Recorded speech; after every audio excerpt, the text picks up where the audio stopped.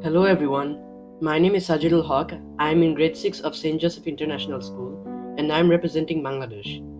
Today I am here to talk about one of my favorite puzzles, the Rubik's Cube. It is a very famous puzzle that can be solved through logic and algorithms, but it also has relations with math, which I will discuss now.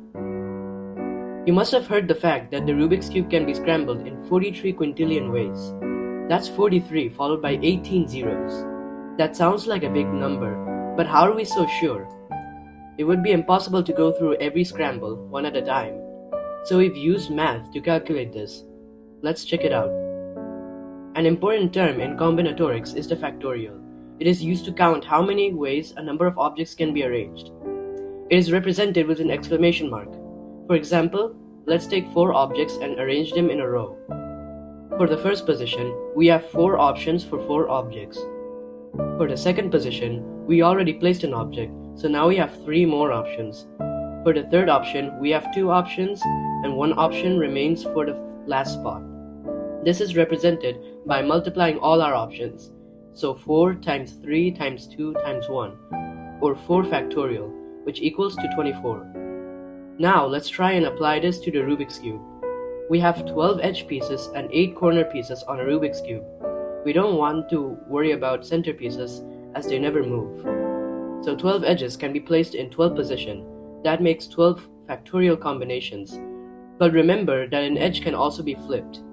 So that means each edge has 2 options for 2 orientations, which multiplies the combinations by 2 to the power of 12. 8 corners can be placed in 8 spots and can be rotated in 3 ways to make 8 factorial times 3 to the power of 8. Multiplying all this together, we get over 519 quintillion. But that's a lot more than the 43 quintillion we are used to. So what happened in our calculations? Actually, there are specific cases on a Rubik's Cube that are normally impossible to come across by just turning the sides, such as 2 swapped edges. But as we consider for any arrangement of pieces on the Rubik's Cube, we also took into consideration these impossible cases.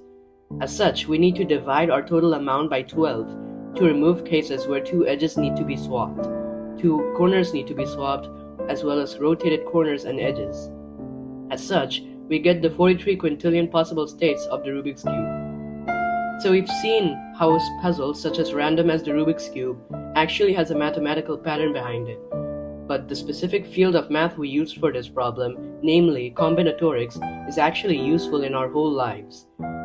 It helps us to count and arrange objects quickly using short formulas, especially when the numbers become really big.